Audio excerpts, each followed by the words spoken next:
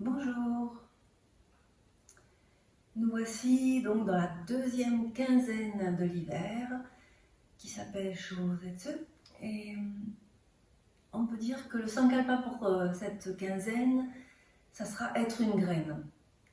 Donc dans ce temps de gestation de l'hiver, c'est la période d'être une graine, de récupérer cette conscience-là. Donc si il y a un bon coup de froid, qu'il y a une pluie un peu froide, les feuilles vont s'envoler et accroupissez-vous et respirez le parfum de la terre.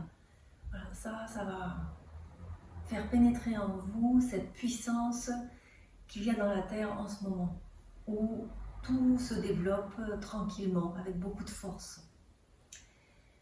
Le corps, il a tendance bien sûr à, on va dire, se resserrer parce qu'il fait froid. Ça, c'est un resserrement naturel. Alors c'est le moment aussi de prendre des bains.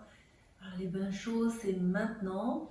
L'idée, c'est surtout pour détendre le corps. Donc c'est pas la peine de prendre des bains très longs, mais détendre son corps le soir quand on rentre, c'est extrêmement bénéfique. Voilà, c'est le moment. C'est la saison des couleurs sombres. Et ce qui est vraiment extraordinaire, c'est de voir que dans le ciel, les dégradés sont encore plus profonds. Le soir, le crépuscule a des couleurs sombres vraiment fantastiques. Donc prenez le temps de regarder le ciel le soir. Voilà, ça vous nourrira à l'intérieur de vous ce sentiment de dialogue intérieur, ce sentiment de dialogue avec vous-même. En même temps, on peut stimuler ça en mangeant des aliments de couleur noire. Alors il y a les shiitake, il y a les haricots noirs, il y a le sésame noir. On peut aussi bien sûr manger en plus des légumes racines, c'est-à-dire tout ce qui pousse dans la terre pour incorporer en nous cette énergie de l'hiver. Je voulais vous dire aussi que c'est le moment de l'apprentissage, mais de l'apprentissage autrement, autre que par l'intellect. Donc ça va passer plus par des ressentis et par une mémoire corporelle. On va pouvoir par exemple écrire, retrouver le plaisir d'écrire, alors si possible avec du papier et un stylo ou un crayon de papier. Quelque chose de sensoriel, quelque chose qui vous procure du plaisir de cette intériorisation. On va pouvoir aussi écouter simplement de la musique, prendre le temps de se poser, de ne rien faire et d'écouter la musique. Voilà, pour développer nos sens. Bien sûr, c'est le temps aussi d'apprendre par la contemplation de la nature, mais voilà, de tout ce qui peut vous faire du bien, bien sûr.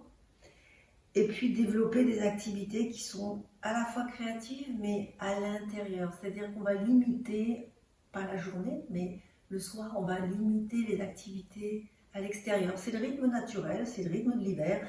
Si on adopte ce rythme naturel, on passera un hiver bien plus agréable.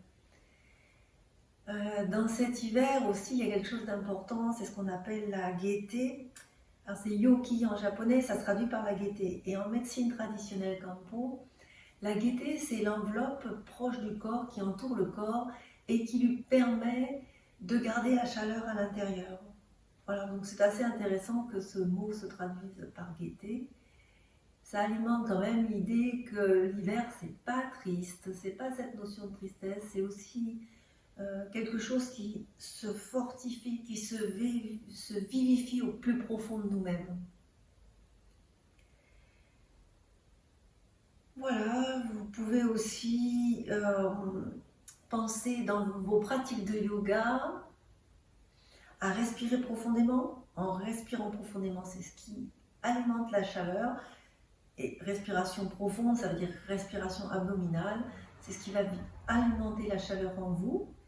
Faire des postures un peu longues, comme du yin yoga aussi, c'est bénéfique à la fois parce qu'on prend le temps, mais aussi parce que ça réchauffe. Voilà. Le fait de se concentrer sur une posture, c'est pas juste rester dans la posture, c'est de respirer profondément, d'observer ce qui s'y passe, donc de se concentrer. Et la concentration, ça élève aussi la chaleur dans le corps. Donc, c'est le moment de continuer à entretenir la graine, de réveiller en nous tout ce qui est en rapport avec l'énergie de la terre, de bien respirer, de prendre le temps, ça se fait en douceur. Là, on se prépare à des changements, le froid va bientôt vraiment arriver, on se prépare au changement en douceur. C'est vraiment un temps où on fait attention à soi. Alors, on ne fait pas d'activités qui vont épuiser notre énergie.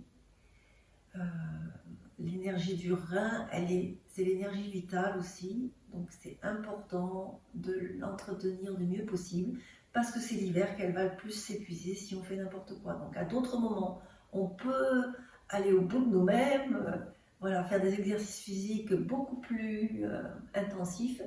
Là, c'est pas le moment. Donc, le yoga se prête bien à ça, parce qu'on peut faire aussi un yoga qui soit doux, tout en étant réchauffant de l'intérieur. Voilà, José dessus, deuxième quinzaine, être une graine.